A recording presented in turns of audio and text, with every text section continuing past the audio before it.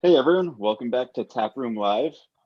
We've got a really fun and exciting show for you tonight. This one is co-hosted by Sixpoint and Southern Tier. I'm Max, running the marketing for Sixpoint. We have another Max who you've also met here. He is the advanced Cicerone on our team, and then Marissa, who runs the marketing at Southern Tier. And we're joined today by a special guest, Josh Bernstein, who's one of the premier beer writers. He was very influential in my formative years in the beer industry as well. And I'm gonna kick it over to him so he can introduce himself and talk a little bit more about some of the books that he's written. Yeah, hey everybody. My name is Josh Bernstein. I'm a Brooklyn-based beer journalist, and I started this journey 15 plus years ago. I never really thought those two words go together. It could possibly be a career. But somehow over the last 15 years, as the craft beer industry has really taken off in America, there's been a real need for people to be able to chronicle it, translate what's happening to a broader audience. And I found that was really kind of one of my strengths. And so somehow, some way, I found myself in a position of writing 5 books that have really kind of chronicled the evolution of what beer has been in America over the last 10 years. First book was Brewed Awakening. It really talked about this moment in America where craft beer really started taking root. The third wave was finally making waves across the country. We were influencing the world. And as I was on tour with that book, people were like, so what's beer? What's craft beer actually? And I was like, wait a minute, let's roll it back. So I wrote a complete beer course, which really talked about how beer styles fit together, how Pilsner was linked to Munich Helles, now IPAs evolved. And then after that, I wrote Complete IPA, which really talked about this IPA mad moment we're having in America. And that was followed by Homebrew World, which talked about how in America, so much of what's been happening with beer has been because of the homebrewers that had the passion and ingenuity to really bring things to the masses. And I realized that was happening not just in America, but around the world. So I wanted to shine a light on brewers that were changing their scenes from the inside out. And that led to my last book, Drink Better Beer. So I think the last couple of years have really been this crazy, confusing moment within the beer industry overall too. As breweries and styles proliferate, we used to be able to say that's an IPA and have an understanding framework of what something was. Now we have hazy IPAs and lactose IPAs. We have milkshake hazy IPAs and IPAs with glitter, then onward. And also we got the understanding that, so much about beer, we talk about the liquid itself, but it's really the people behind it. And I think we've elevated brewers to rock star status across the country. But I really also want to shine a light on the hop farmers, the sensory technicians, everybody that works together to really make sure you get a great beer in your hand. Distributors, canning line operators, because beer is not just this end product in your hand. It's combination of all these different factors that have to work together perfectly to get a great tasting beer in your hand every single time. And that's, in a nutshell, I guess, what I do. Awesome. So yeah, today we're going to talk about your newest book, Drink Better Beer, which the Zoom background cuts off, so you can also see it here. But I wanted to just jump back to that first book. So I've got a copy of Brewed Awakening, your first book here. 2011. So, 2011. This is a first edition as far as I know. So what was that point where you were like, I'm sure you wanted to be a writer of some sort, right? What was that point where you're like, I'm gonna write about beer and I'm gonna make it a career? And then like how did you turn it into a career? Yeah, so I grew up in the 90s, and I was one of those kids that went to school. Like, I was the editor-in-chief of my high school newspaper, so I always wanted to be a writer. We made zines in high school. In college, I went to school for magazine journalism, which is just like a glorified trade degree. It doesn't matter what you do. It's like saying you're an electrician, but until you actually wire a house, you haven't really done anything. And so I ended up in New York City after a road trip went awry almost 20 years ago this fall. And I kind of floundered. I worked as a receptionist for American Baby magazine. I got my first only full-time job. In that American Baby magazine, basically my job was, I was supposed to write letters to people, but I basically would write my friends on typewriters, like literal electric typewriters, and congratulate them on their significant other's pregnancies, on the official American Baby letterhead. And that was followed by my only full-time job I ever had, which was for a porn publishing company where I basically edited, the last hurrah of porn writing in America. That lasted about 9 months. And then, could that have been Seed Action magazine? Yeah, no, it was basically, a large part of the job was our boss had bought all this porn back in like the 80s and 90s and put it on floppy disk, which is not a sex pun, it's literally a floppy disk. And our job was to kind of like collate it around specific thematic titles like Horny Housewives, Naughty Neighbors, Family Secrets, and like bring it up to date and modernize it. And all these other things. It's a thing you do when you're 22. And then I thought it was pretty funny. Long story short, offices were below Canal Street on Broadway.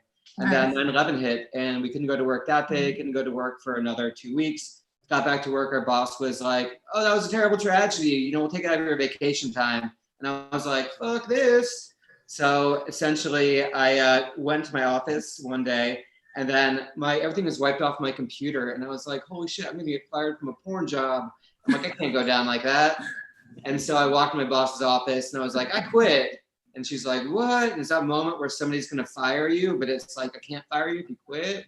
And then she gave me like 2 weeks severance and last 2 weeks pay. And I walked out the door and was like, well, I guess I should be a writer now. And so that was, November 2001. And then I just started like hammering away, pitching magazines, pitching newspapers, pitching anything I could, being, 22, 23 in New York City is like a playground.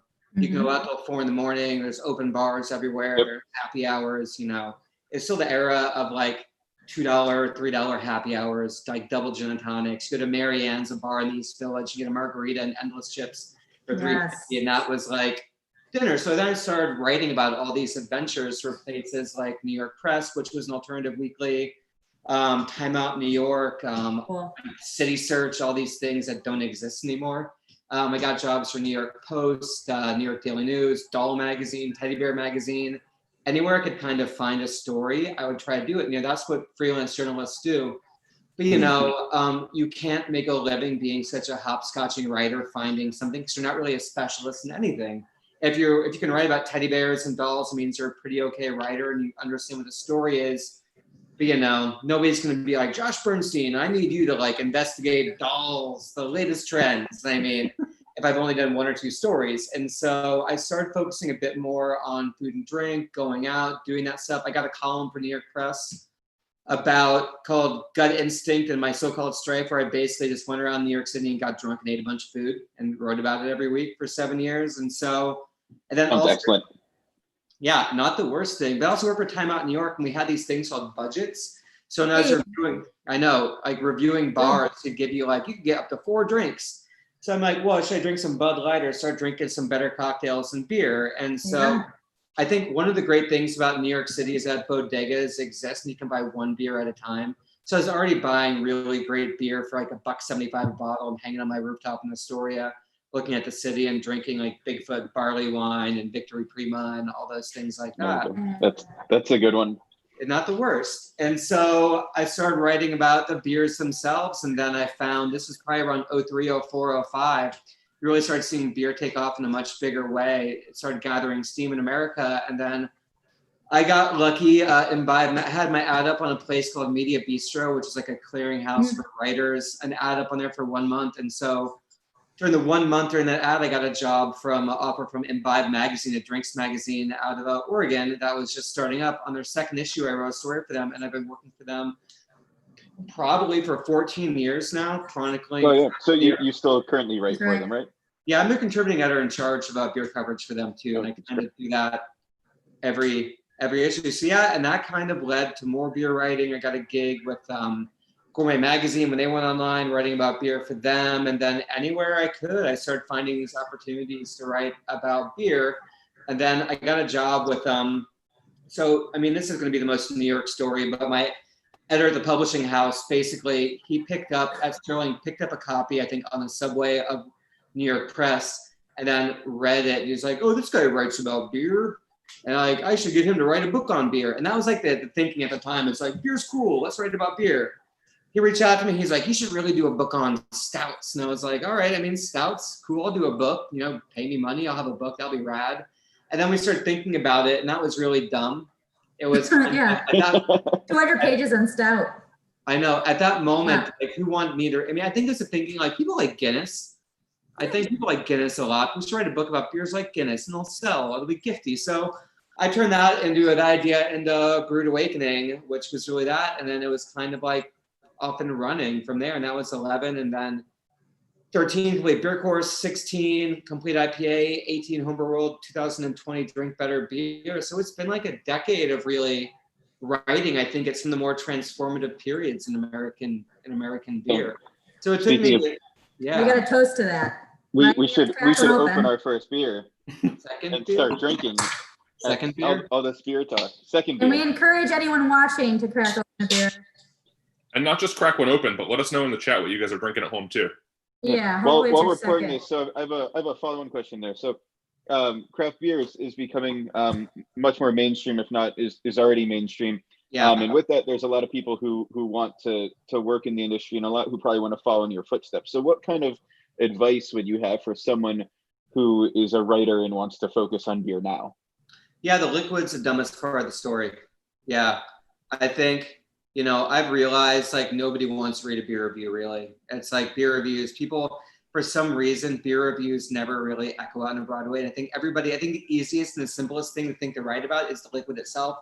It's in front of you, you're all experiencing it, but unpack that liquid. What is it about the liquid? Is it the hops that they're using? Is it a new hop? Like who made the beer? Where's that beer being made? Who's being marketed to? Who's the graphic designer behind the can and the label? And I think once you start analyzing the beer a bit more critically, you're going to find that the stories are they're out there. They're waiting for you to tackle them at any turn. Yeah, that's it. I mean, don't think about the liquid not as the end of the story, but the beginning of the story, and find out what makes everything else unique. I mean, like I always talk about, beer is people, and people are going to be able to talk to you more than the beer is going to talk to you. I love that. Beer is people, and here are many of them on this call. So, and also the people watching, those are some of the most important people to the story as well. Those drinking the beer. So let's talk about what we're drinking a little bit. What did everyone reach for? I've got a IPA. Woo. You're into XIPA. And a Taku, which you mentioned in your book, Josh, in the pour section. I've got the brand new one from Sixpoint, Mirror Image. It's our brand new double IPA, just canned last week. Nice. Both drinking that one. So this one is essentially a mirror image of some of the other New England IPAs that we're making with our Pacific Northwest hops. So we recently got some contracts in Southern Hemisphere hops. This one features Enigma, Galaxy, and Vic Secret. The Nelson Sauvin contract was just shy of making this beer, but next year we'll have a lot of those ones as well. But this is our first taste of it. So cheers. Nice. Cheers. I'm double fisting. I guess I forgot to finish a crisp and some hootie and an army of other beers waiting for me. And have you good and drunk by the end of this at that rate. Yeah. So Josh is going to finish all of those in the next 30 minutes before this is over. For those at home who are counting. Yes. Because his fridge is out of room. So is mine. When I got the same beer that you did, and my girlfriend just looked at me and goes, "Where are you going to put this? Like there's too much in here already." So it wouldn't be. I was going to say it wouldn't be a problem during typical times. I'd be like, "Hey friends, come on over to Ye Old Stoop, or come into my house and let's have a good old fashioned bottle share. Oh, can I try what's in your glass?" And that doesn't exist in the same way. So I actually gave our daughter's teacher, first grade teacher, came over to their house for like a socially distant visit. And I'm like, well, end of year gifts, do you really want a crappy gift card, or would you like a 12-pack of beer? And first grade teacher was like, I'll take a bunch of beer right now. Thank you. Yeah, hand selected 12-pack. What? So, yeah, a nice hand selected 12-pack there. So jumping into the book a little bit. So obviously we follow your Instagram, so we saw some of the adventures while you were researching the book, which looked really fun. And then we've gone through the book and seen those translated onto the page. But can you tell us about some of just the best parts of researching this book, the places you got to go, the things you found or uncovered, even just like moments where you learn new things after so many years of doing this kind of research? Yeah, I think some of the new things too that I really learned about with the book, I think I've talked about this in the past, but interviewing Dr. Tom Shellhammer works at Oregon State University, one of America's preeminent hop experts. Just this idea of, you know, we had this moment where excess equaled like excellence in beer. It's like a triple dry hop, double IPA. It's like more and more and more.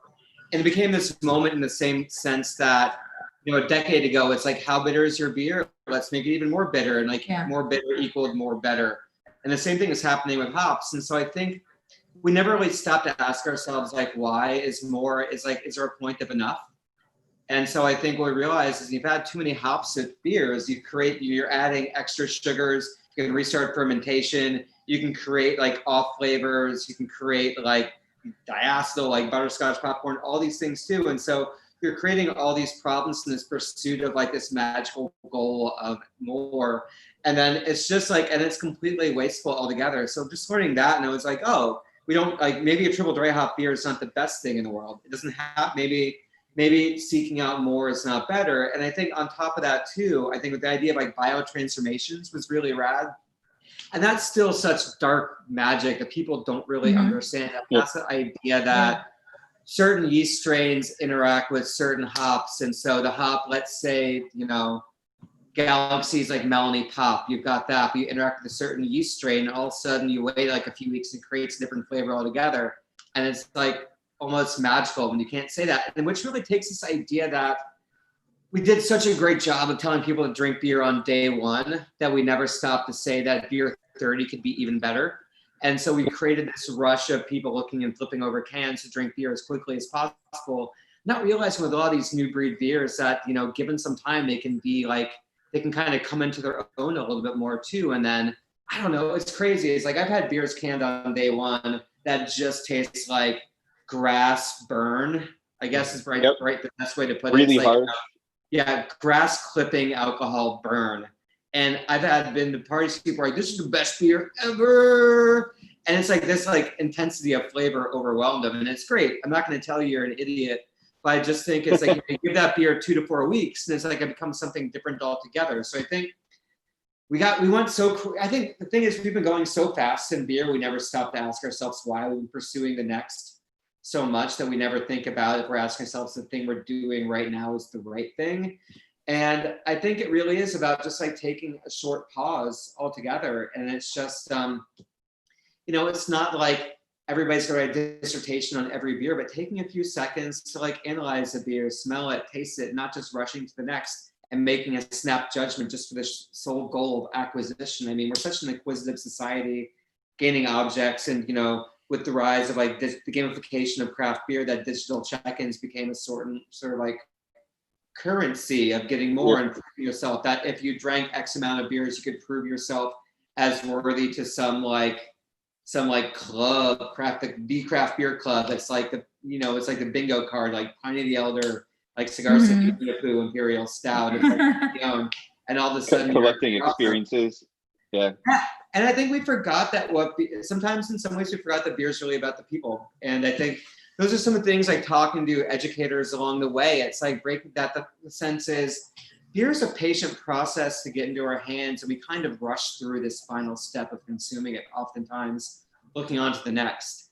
And I think, and just seeing the critical steps, like traveling to Allagash, just seeing the critical steps they take to ensure that your beer tastes the same every time. We take for granted that beers that are some of their agricultural parts can somehow magically taste the same year after year, even though crops are different, hops are different, you know, all these different variables. And to achieve something that tastes the same and it hits that sweet spot, it's not magic. It's like deep patient. It's like deep science that people do. And so I think the scientific aspect gets so overlooked in such short shrift in beer. Yeah. Even batch to batch, we our Red Hook facility has probably the largest commercial mash tun you'll see that's stirred by hand, and one of our brewers, just to ensure every batch is exactly the same, will count how many times he stirs it, and he'll get into the hundreds and count every stir, so every batch is exactly the same.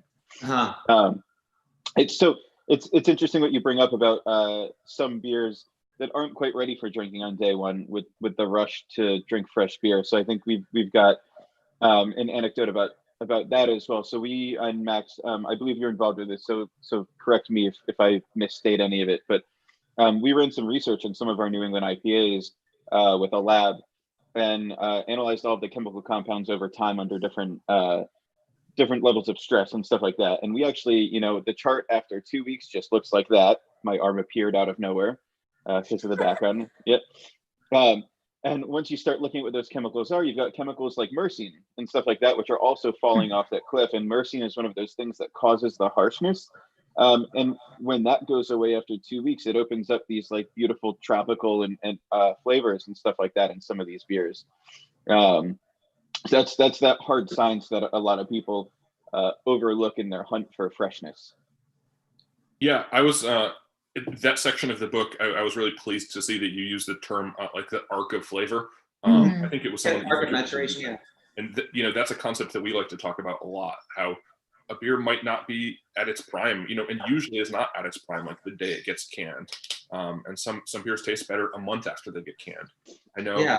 John Kimmich, the founder owner of The Alchemist, like famously loves to drink Heady Topper. Like I think it's like 6 weeks after it goes in the can, and for years fanboys have been thinking he's crazy, but you know he's onto something. I think we see the same thing with a lot of our beers.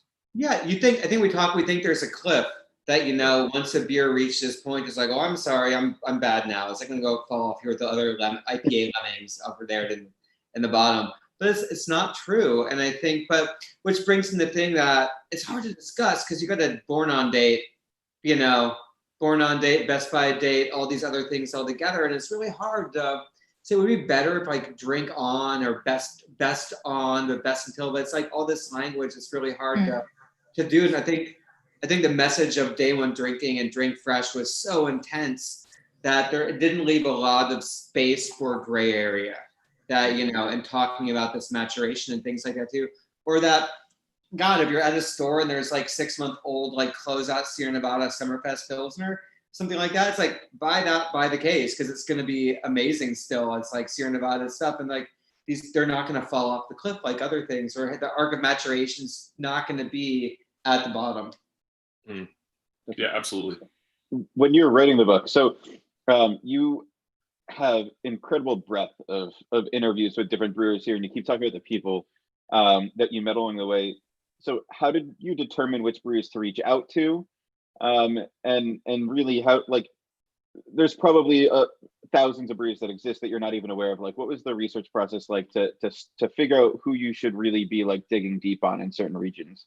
That's the hard part, I think, of figuring out like who is worthy and who is not. And worthy is not even the right word.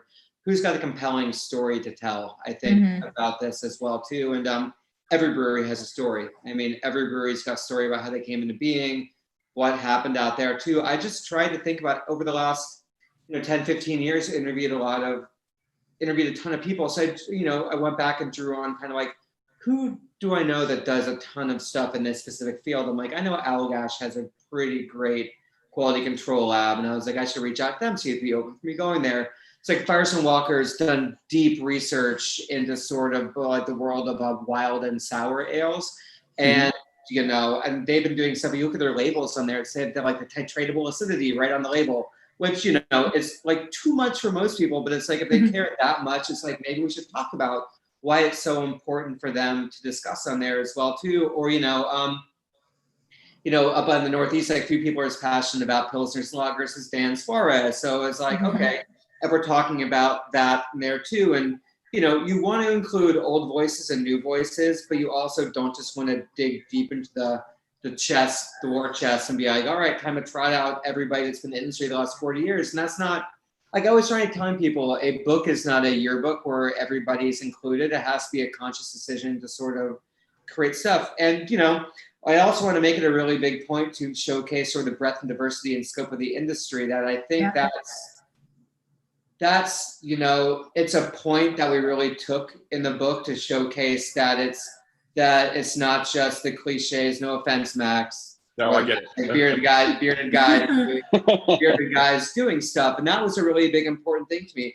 It didn't mean just like choosing people at random of a hat. I'm like, oh, you fit this box, you should do it. But I'm like, no, they're really doing really amazing stuff. They have stuff they've done stuff at a super high level for a long period of time. Like Lindsay Barr's Draft Lab, I think it's this app that allows you to really, gives you the tools and knowledge to be able to really kind of like identify flavors and beers and puts words to where you don't have any. And so she's such a great kind of person to talk about, really, about flavor, about that, and the right way we go about talking about beer, because even Morella Amato and the few master sisters in the world, talking to her, I mean, so much of what we do with describing beer is so blunt.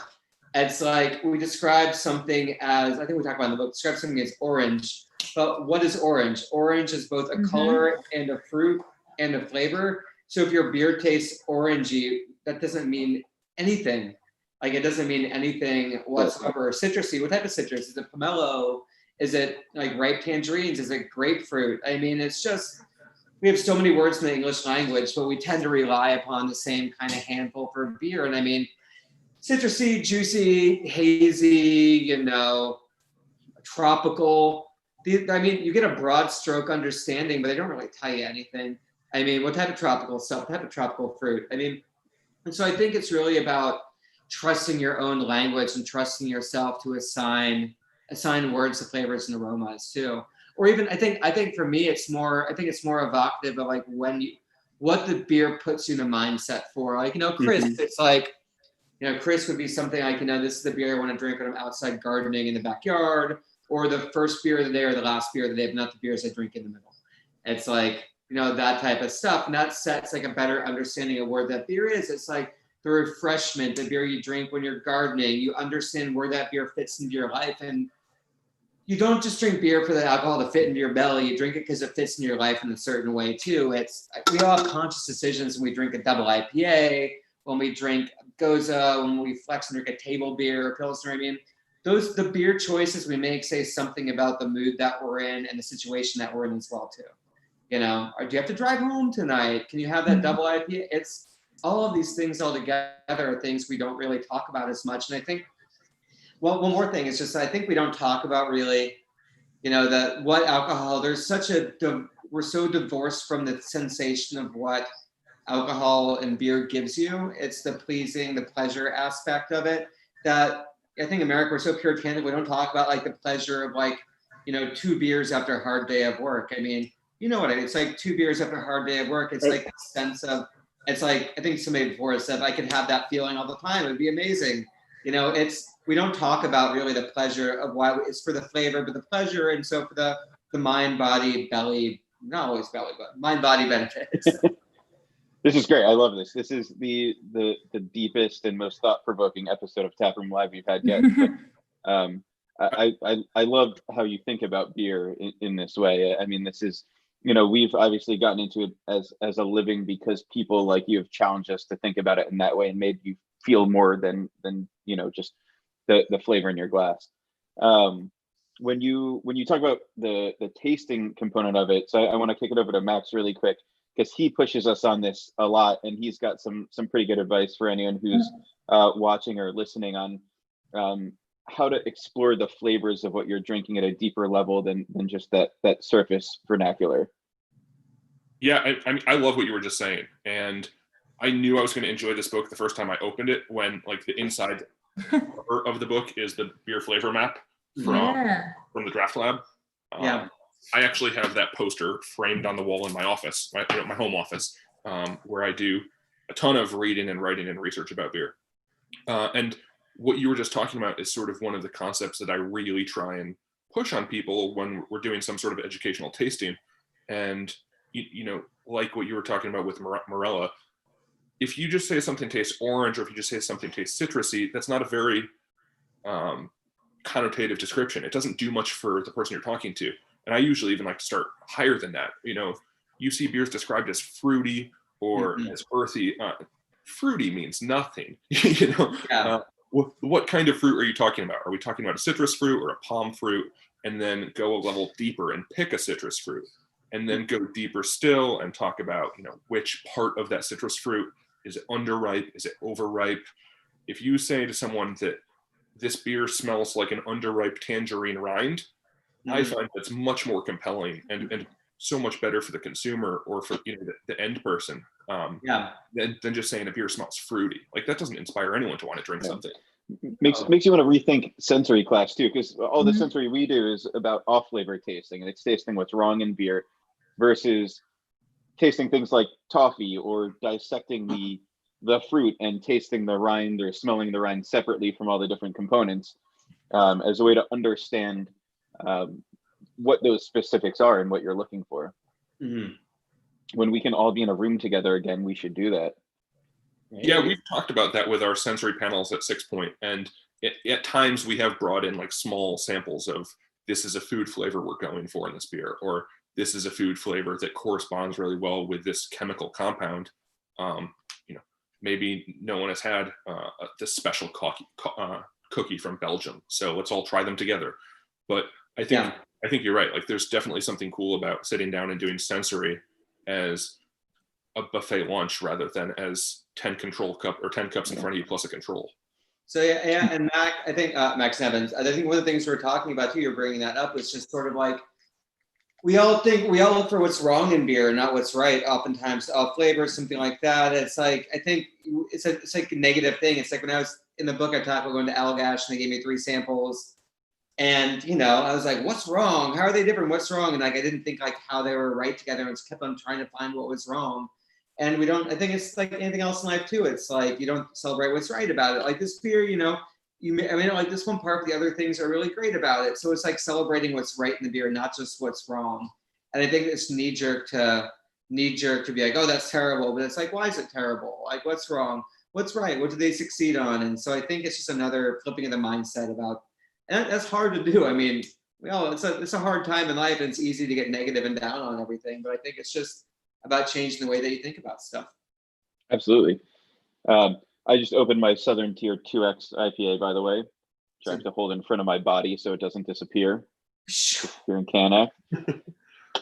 While you're talking about things that you sort of dovetailing into what you just said, Josh, is there a trend that you see in beer that you're like really excited about and you hope will catch on and go mainstream? And on the flip side of that, if you had, the power to, is there one emerging or already emerged trend that you would just like squash right now?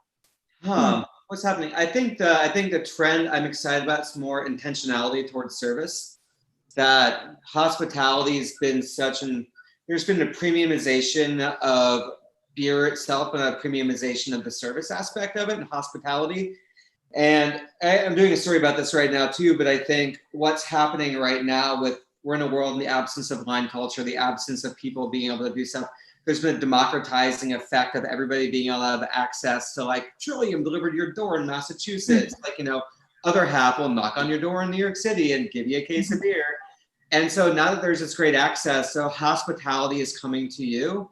But I think, and when we go back to bars and go back to tap rooms, go back to breweries, it's going to have to the next step is going to have to be hospitality. It's not just enough to love IPAs, you want to be a bartender. You've got to understand all these things and how to make people feel safe and comfortable and have an experience. And what beer's been all about has been experiences, and it's been an experiential aspect. Going to the tap room, enjoying this beer, sharing a flight with friends. How do you recreate experience? So, on the one side, we can be like, tap rooms are going to close, breweries will close, and they will. I mean, that's just not comments. It's like, it's going to happen. It's happening right now. Sometimes there's shaky business models that just needed one final unfortunate push. The pandemic's accelerated a lot of things that were already in the works already. But I think when people come back, the hospitality aspect will have to be that. That's the thing I'm excited about, to see how people make the customer paramount and not the liquid paramount to them. It's like your comfort and not just getting the beer in your hand.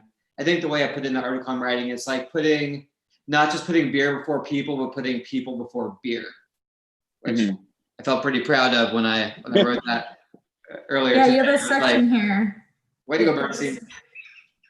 This section, 3 signs that a beer bar cares. I really love that. Everything from the website to the clean menus to perfect glassware, a variety of glassware, clean glass. Yeah.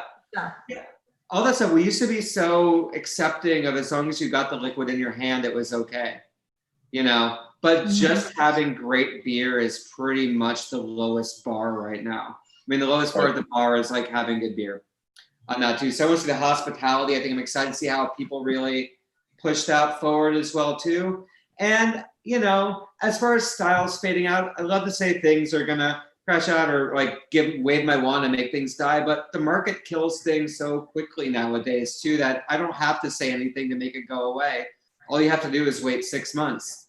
I mean, that's like, brewed IPA. It's like, oh my God, brewed IPA is coming away. Everything you got like spritz, stuff like that. Now it's like, what was that 2 years ago? You totally forget. So everything that comes in, it's just, we're at this like mass rate of just birth, and then decrying, birth, mass acceptance, and then, discarding altogether. The stages of a beer style. It is. And, I think the rise of international beer travel, the rise of beer festivals, and the internet too have really fueled the speed at which things go by.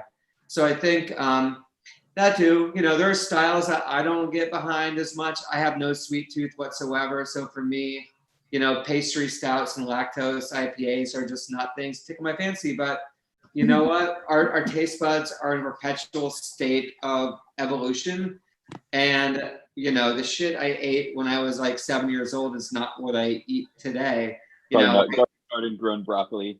Yeah. When you're 7, you think Taco Bell is like the end all be all and does have a place in your life. But I mean, a good like carnitas taco fresh off the griddle with like fresh made salsa is like infinitely better. And, you're judging like when you first start drinking beer, you're looking for intense flavors you can latch onto and understand. And that's where I think a lot of these like pastry beers and big ones, a lot of them have this sort of like sense memory to people where they're like, it's nostalgia wrapped up inside of like a candy bar stout. They make you feel good to make you feel like a kid again. Everybody wants to have an ice cream sundae after soccer or something like that, or get that cone, get that Dairy Queen cone after hitting a home run during a baseball game or whatever, or a great report card.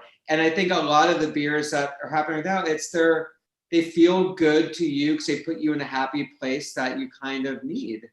And that's okay. That's okay. But not for me. Yeah. I've got a question for you about who this book is really for. And I'm gonna latch onto the title a second, which may be a little bit superficial, but when you say drink better beer, is it a book to convert people to craft, or is it a book to make sense of all that's happening in craft and guide people towards the better beers in craft? I'd say the latter. And fun fact about book publishing, you get about this much say Right. in the titles of the book. Marketing. I mean, it's just marketers drive. Those marketers. Whatever. Sorry. Marketers drive the title. I mean, it's that SEO, for the book I wanted to write, like, the IPA book, I was like, let's call it a bitter twist and really talk about the changing nature of IPAs. Love and that. people are like, it's called complete IPA. And I'm like, okay, great. Let's do that. In another world, you could be like drink beer better, idiot would be a terrible title. So you don't want that. But I think what you're looking for, I think too, is just that it's a way, I think, for people that are already drinking beer, like understand a bit more intentionality behind it too, and just understand. So it's not like it's not another 101 book, like here is grain, here is yeast, here is, water, here is magic, and all that stuff too. Those are important books as well. I really want to talk about the culture and the understanding and everything. I think everything around it. So if you've drank a beer, gone to a tap room and done it, like this book is for you essentially. It's really talking about these shifts that are happening all around, because what's happening now is not just a shift of flavor, but it's a shift in culture, how we're drinking, where we're drinking, all of these things all together, which is so much more than just another kind of a book that talks about styles as sort of like an object to understand and then object to master and go on. I think, styles, like I always talk about, have deep utility. I think styles, people are like, styles are dead, who needs styles? But styles allow us to have a conversational starting point. You can say like, it's like metal, it's like heavy metal, it's a metal band. Genre. Then you dive down into like death metal, horror metal, Exactly. on and on. So I think when you have styles, it allows you to really talk about stuff. But I think we're at a point right now where it's so much about the culture, how we buy the beer, where we buy the beer. And all these institutions popped up, with better beer bars, better beer bars, bottle shops, without like a how to use guide to them. And it's like you walk into a beer store, it's like, well, you've got tons of stuff and it's right in the window and I can see it. And it's like, wait a minute, should those bottles be right in the window? And then, but those are things when you first start out that you may not know. But then mixing it with science and stories and people and all these things all together. Just trying to find a way to really, I think craft beer is confusing to a lot of people. I think the beer industry is confusing to a lot of people. And I wanted to write from the viewpoint of, it is not just me talking about it like, hey, I'm Josh, I'm smart. I'm not smart. I ask all the questions. And then I try to translate what people say. I think that's the thing too. So I try to really pick people that can translate why it's important to walk into a beer store and look around and see how people are treating the beer stores. What does distribution mean? Why is like seeing like 9 stacks of beer in the middle of a grocery store beneath the spotlight a terrible idea? It's all these things all together that to think about. And I think overall too, I think empowerment, maybe it's not the word too, that we don't think that we have enough power over our decisions to kind of, as consumers, I think that you will send your food back if it's not right. You will complain online or Yelp about something, but it's like with the beer stuff too, we don't really talk about, we don't, have discussions. You're like, oh, well, that beer's good enough. I guess I'll drink it. I think the only way we'll push things forward and really elevate stuff is by articulating with our own voices. I think, and that's what's too, that your voice is important and that consumer voices individually are going to push this industry to a better place. Because not that there's been a complacency across the board, but craft beer was a shiny new object that was thrown everywhere. Baseball stadiums, dive bars, this and that too. And nobody really understood bodegas. I mean, I walked into a bodega this morning, get an egg and cheese sandwich, and they've got like a fridge full of like, soon about a hazy little thing, tall boy stacks, like Bell Sort of Day, all this. And it was a shitty bodega that made a great egg and cheese. It smells like cats. You're like, oh, it smells like cats. But the cats are killing the mice, so for the win. Right. But yeah, and it's just beers everywhere, but there's not but who's going into those bodegas and telling the owners that it's like, maybe you shouldn't just have everything sitting on the floor, dusty, things like that. And I think, but it's not being a nag so much as just everybody jointly trying to make beer a better place. That's really going to be a better, more welcoming, diverse place that brings everybody into the fold and not just a club. That's great. Yeah. I really enjoyed the section of the book where you were trying to empower consumers to, tell their server or their bartender that the beer's not right. It has this off flavor. It's coming from a dirty draft line. It's in a dirty glass. Yeah. I think that's important. And, I'll admit it, it's not something that I do all the time when I go out, but at the same time, like I know I'm a beer snob. So, or at least gotta balance it. High level beer geek. And I try not to be that guy, but I think it should be more normalized because that is how, you hold bar owners accountable for cleaning their draft lines. And then the bar owner holds the brewery responsible for delivering a quality product. And it sort of rolls uphill and we all get better beer at the end of it if more people are willing to send their beer back and say, this doesn't taste right. Yeah, for those of you who've stuck with us, if you read this, the way that Josh writes about these places and that he's visited, whether it's breweries or whether it's retailers, he's created a beer trail for you that you're going to want to visit. I mean, I knew right away when you got at the very beginning of the book to Belmont Station, I was like, this is good. Belmont Station, I've Lisa spent Morrison. countless hours drinking beer in the back room, writing Sixpoint plans over the years. Yeah, I think we also hosted our 420 events in Oregon there every year with Lagunitas. Yeah, I think and that's a product of I've traveled when I could travel. I mean, I traveled a ton, and I think what beer has become the differentiator, the tourist destinations in the city that really set themselves apart. Like, who cares if like another O'Charlie's or another location of Shake Shack or whatever?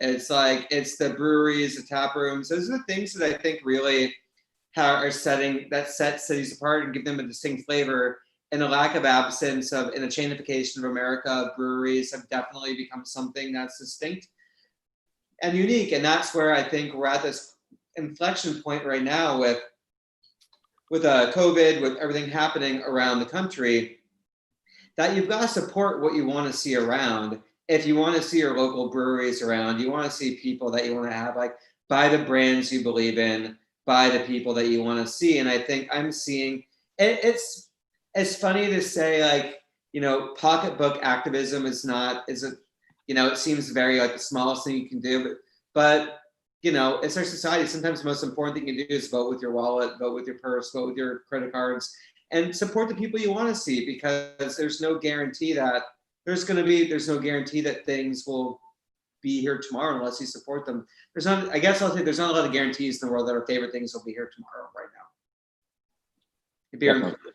And so with that, we're coming close on time. So we put out a call to action and are going to give away a few copies of your book. And before we run out of time, I want to make sure that we pick the winners of those copies of the book. Marissa, you're gonna tell us who won? Yeah, thanks guys for tagging your friends in our post. We've got the headiest topper is winner number 1, appropriate, right? Shout out to we got at Ski Downhill Fast.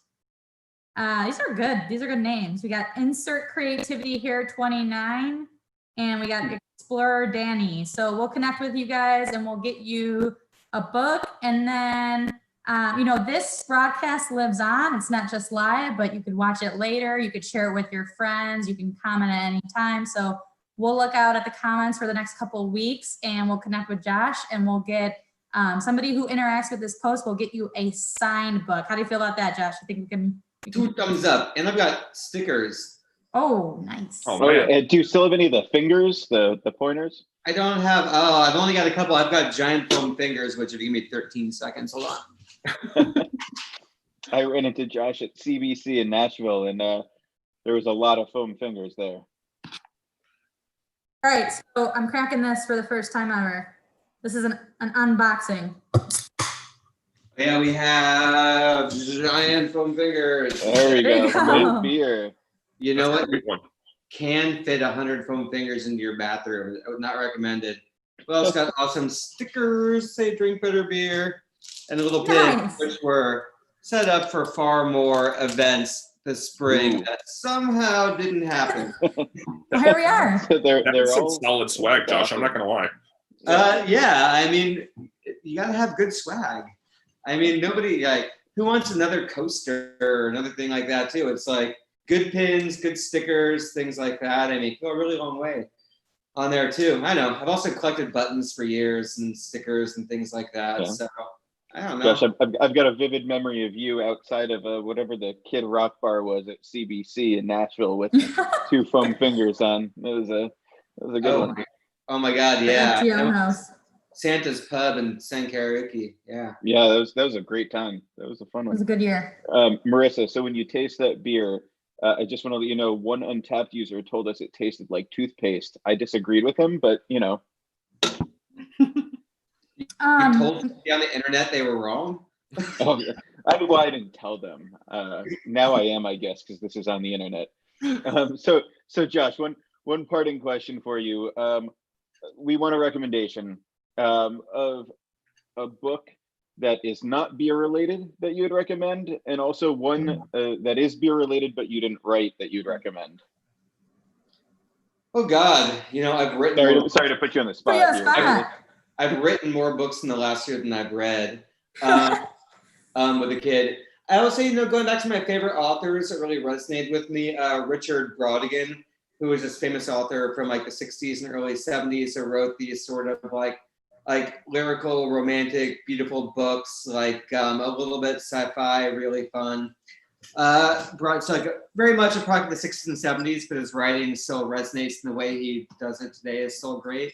Another book, I always love Blue Highways by William Lee Seat-Moon, which is kind of like a journey on, if you look at a map on the interstate, like red, blue's like the side roads. So it was like a long gone journey of like bygone America. He wrote it like 40 years ago, but it's just a snapshot of an America that doesn't exist. And I think at this time we're in right now, it's good to reminder that, you know, what America has looked like or does look like, it's all connected together.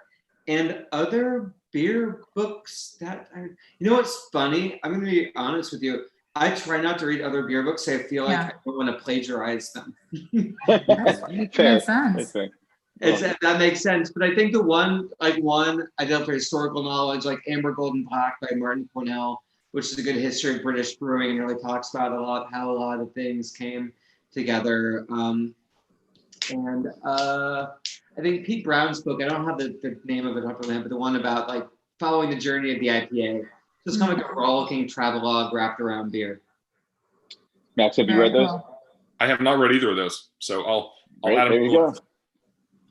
Yeah. Awesome. Well, go ahead. Where are you guys? Yeah, I don't know. I mean, I was gonna say it's funny. I just have not read. It's like the deepest irony. I spent all my days writing and not my days reading. That's okay. So Max hosts a book club for us, and we just read Tasting Beer, the second edition, which is a fun one to read. It was my first time reading the second edition. And your book is coming up on the list for one of those upcoming Sixpoint or ABV book club beers. So we're excited about that. I just want to thank you so much for joining us. I hope you've enjoyed talking to us and enjoyed the beers. And one of these days I'll cross Prospect Park and I'll give you maybe a nice stress ball because these got me through the pandemic. Yeah, I could use about 12 of those, and also babysitting. Are you willing to I don't know if I can help with that, but I might know someone. Max's summer camp? No. Yeah, I've never seen Max with a baby, but I would trust him with a small child. Oh, yeah, puppy. Puppies work. Puppies we've got down. Yeah, and on that note, the fireworks are started outside, which is a sign that night is falling on Brooklyn. There's that.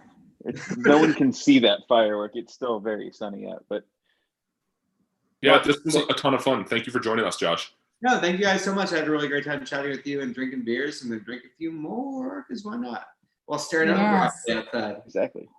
I'll meet you for a socially distanced beer outside of one of the many breweries around here one of these days.